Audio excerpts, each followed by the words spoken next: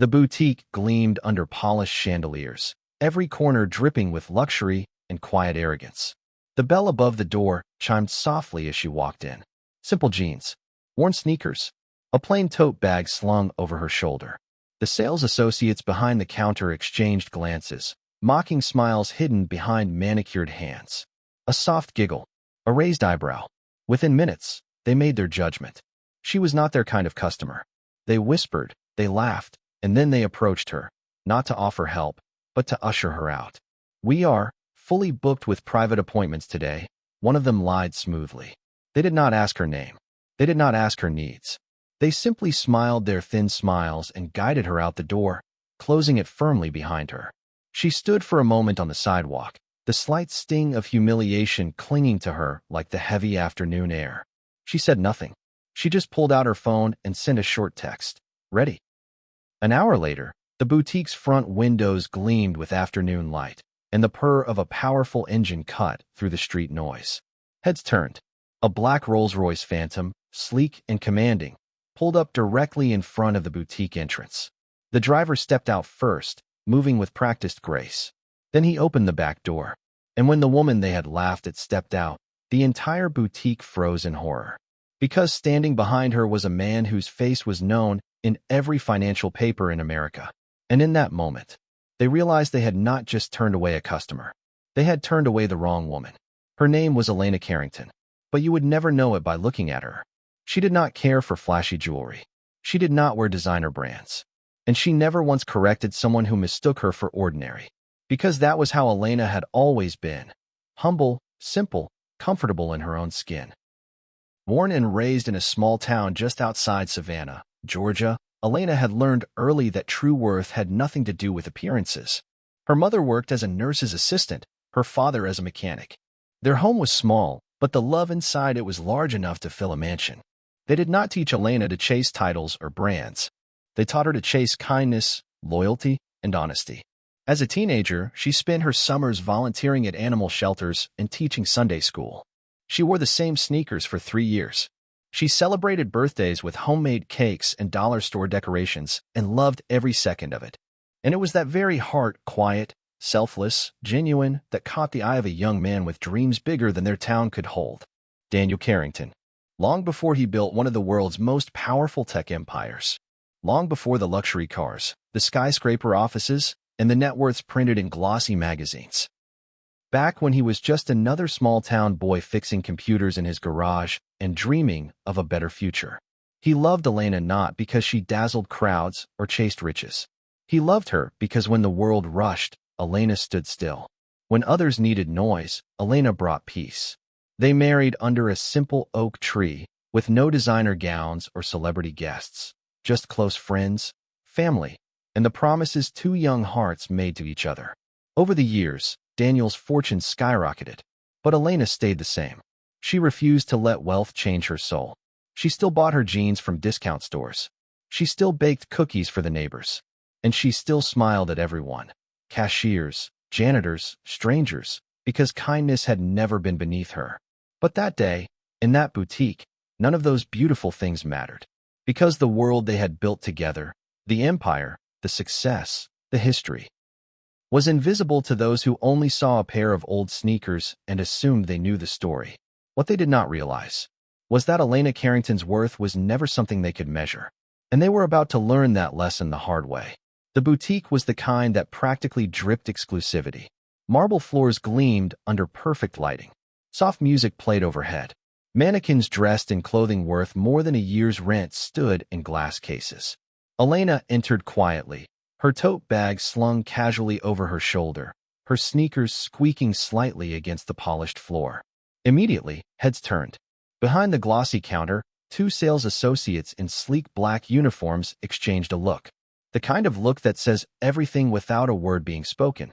One leaned in toward the other and whispered something that made both of them smirk. Elena smiled gently, not catching, or choosing not to catch, the meaning behind their glances. She moved slowly, admiring a delicate silk scarf, running her fingers lightly over the fabric, appreciating its craftsmanship. She approached the counter after a moment.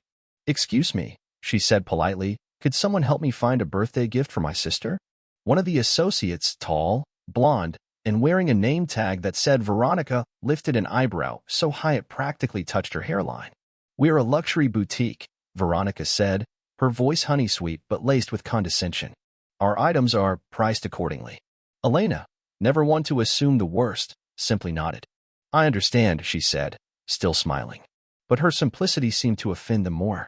Another associate, a man with sharp shoes and a sharper tongue, stepped closer. "We usually work by private appointment only," he said pointedly, glancing at Elena's sneakers like they were an offense to the marble floor. Elena blinked once, feeling the heat rise in her cheeks but keeping her voice steady. "I just wanted to look," she said softly. The manager appeared then, summoned by nothing more than the silent language of superiority. A woman in a crisp gray suit, her eyes scanning Elena as if she were a misplaced delivery. "I am afraid we cannot assist you today," the manager said smoothly, already gesturing toward the door. Elena opened her mouth to protest, to explain, to defend herself, but stopped. There was no point. They had decided who she was the moment she walked in, without knowing her name, without hearing her story, without realizing they were turning away a woman who could have bought everything in that store without blinking. Elena nodded once, a short, almost imperceptible movement, and without saying another word, she turned and walked back through the glass doors, her sneakers squeaking softly against the floor. Behind her, she could still hear them laughing, but what they could not hear was the quiet Thunder building just around the corner. Outside the boutique, the world moved on without noticing the small woman in jeans and sneakers standing alone on the sidewalk. Elena took a deep breath, lifting her face slightly toward the sun, letting the warmth soak into her skin. She refused to cry.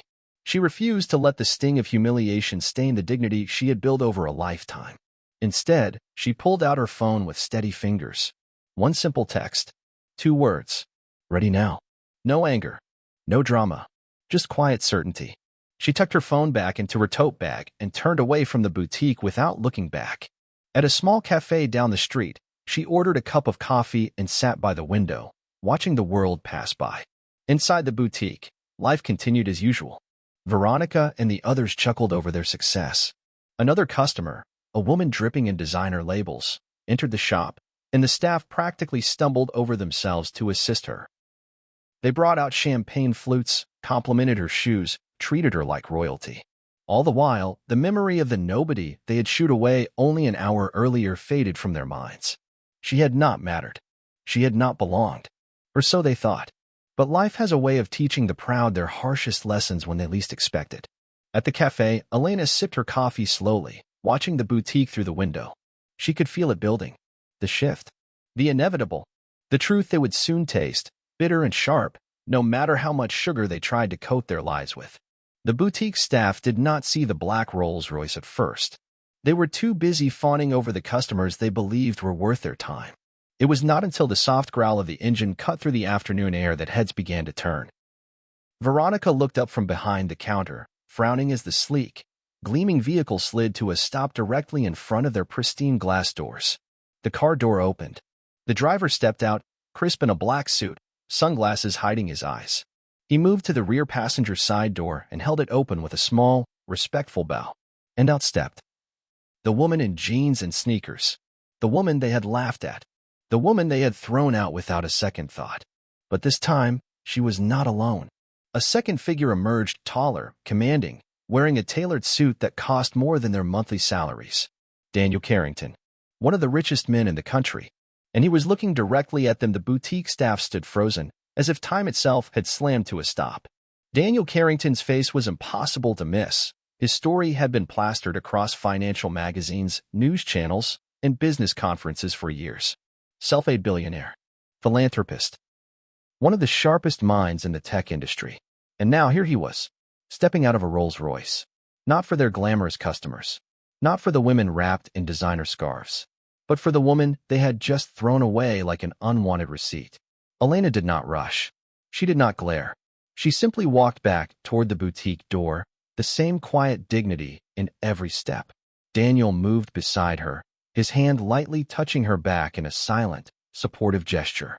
The boutique manager, the same woman who had so casually dismissed her earlier, scrambled forward, her polished shoes slipping slightly against the marble floor. "Good afternoon, sir." "Madam," she said, her voice syrupy sweet, panic flashing in her eyes. "Welcome to Le Chateau Boutique. May we assist you with anything?" Elena looked her straight in the eye. She did not smile. She did not sneer. She simply said, in the softest voice, "I was here earlier. I asked for help." The manager's face twitched. Veronica appeared at her side, clutching a clipboard like a shield. I must apologize," Veronica stammered. "We must have been confused." Daniel stepped forward then, his voice calm, almost surgical in its precision. "No confusion," he said. "You saw a woman you judged as unworthy. You decided she was not worth your time." The room fell deathly silent. Other customers, sensing the unfolding drama, stepped aside, pretending to browse racks of clothes while sneaking glances at the scene. Daniel continued. "You see, we came here today planning to purchase gifts for an entire charity gala. Tens of thousands of dollars in merchandise. But you have made your standards perfectly clear." He reached into his jacket pocket and pulled out a thick black business card, Carrington Enterprises embossed in gold, and placed it carefully on the nearest glass counter. "Do me a favor," he said, his voice dropping low. "Remove this store from the list of approved vendors for all future Carrington charity events." The boutique manager's mouth opened and closed, no sound coming out. Daniel looked at Elena then, his eyes softening. "Ready, love?" he asked. She nodded once, her chin high, her spirit unbroken. Without another word, they turned and left, walking back toward the Rolls-Royce as quietly as they had come. Behind them, the boutique staff stood frozen, watching everything they thought they controlled crumble before their eyes. And outside, under the golden afternoon sun, Elena smiled. Not because she had humiliated them, but because she had proven, without shouting, without revenge, that true worth always shines through. As the Rolls-Royce glided smoothly away from the boutique, Elena leaned back against the leather seat and let her mind drift, not to the insult she had just endured, but to the road that had brought her here. Most people would see a billionaire's wife and assume the path was paved with ease, with luxury, with soft landings. But Elena's story had been anything but soft. She had grown up in a two-bedroom house with peeling paint and a leaking roof. Most months, her mother had to choose between paying the electricity bill or buying enough groceries to last until payday. Elena learned early how to stretch a dollar. She learned how to patch worn shoes with glue. She learned how to sew her own clothes when there was no money for new ones. But most importantly, she learned that dignity was not stitched into fabric or printed onto price tags.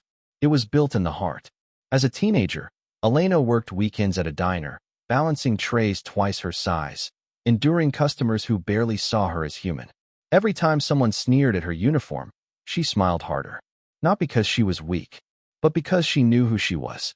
It was during one of those long shifts, covered in coffee stains and exhaustion, that she first met Daniel Carrington.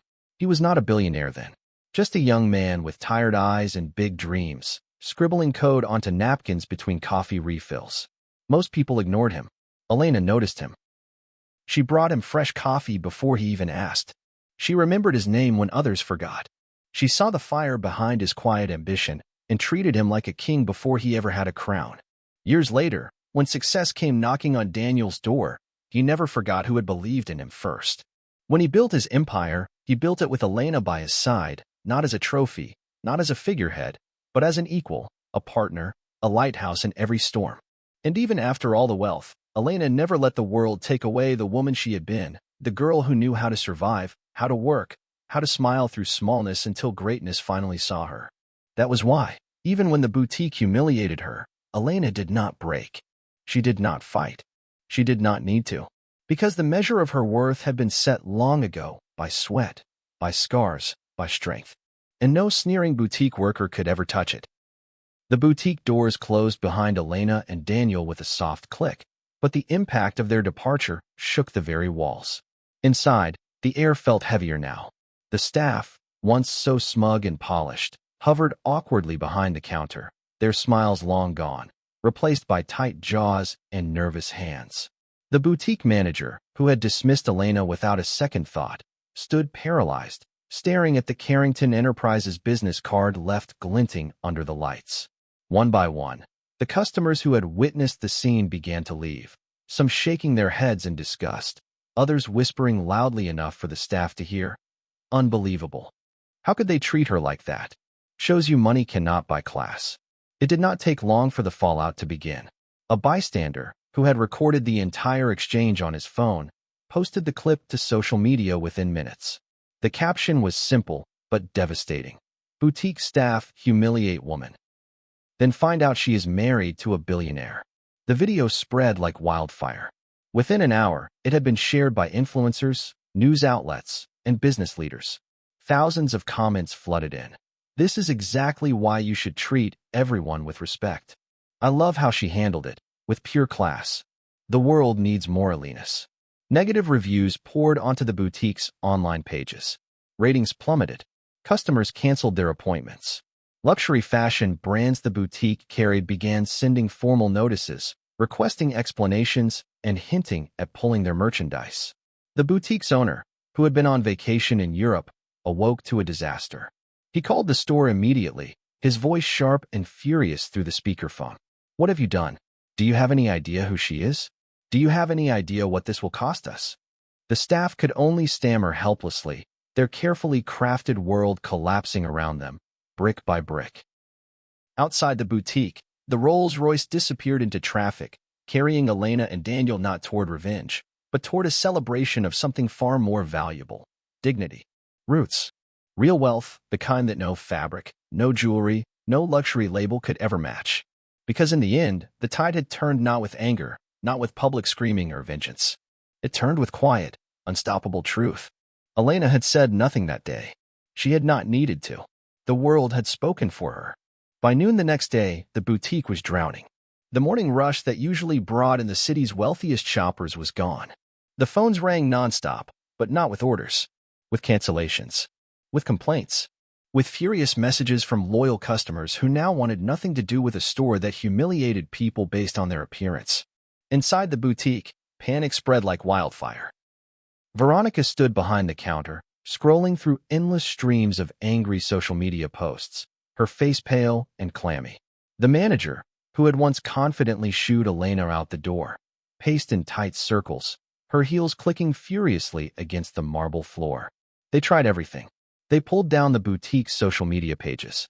They issued a vague, carefully worded statement online. We deeply regret any misunderstandings that may have occurred and remain committed to serving all customers with dignity and respect. But it was too late. Screenshots of the incident had already flooded the internet. News outlets were running segments titled, "The Price of Judging a Book by Its Cover." Commentators across television and YouTube tore the boutique apart, pointing out how shallow arrogance had cost them everything that really mattered. The final blow came when Daniel Carrington himself posted a short statement. My wife has always believed that character is seen not in how we treat those we think can benefit us, but how we treat those we think cannot. We stand proudly with kindness, dignity, and real worth, values no label or price tag can buy. His post received millions of likes in less than 24 hours. Luxury brands associated with the boutique began pulling out publicly. Fashion blogs warned customers to stay away, calling it a textbook case of failed customer service and shattered reputation. The boutique owner fired the entire management team within 2 days. But firing them could not erase the stain they had left behind. Because the world had seen, the world had judged, and the world had decided. As for Elena, she never mentioned the incident publicly. She never gloated. She never spoke ill of the boutique. She simply continued living her life with the same grace and kindness that had always been hers. And while the boutique scrambled to survive in the ashes of their arrogance, Elena thrived in the quiet victory of having stayed true to who she was, no matter how the world tried to measure her. It was no longer just a story about a boutique. It became a story about who we are when no one is watching. By the end of the week, Elena's quiet dignity had touched hearts across the country. Articles poured in with headlines like, "The woman who silenced judgment without saying a word." "Billionaire's wife teaches a lesson in true class." "Kindness over status." Elena Carrington's silent revolution. Talk show hosts replayed the video of Elena's walk of dignity. Simple jeans, worn sneakers, head held high, and audiences clapped not for revenge, but for the grace she showed when humiliation tried to tear her down.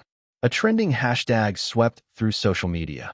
Hashtag kindness over labels people from all walks of life posted their own stories of being judged for their clothes, their accents, their skin color, their jobs. And over, they said the same thing. We are all Elena.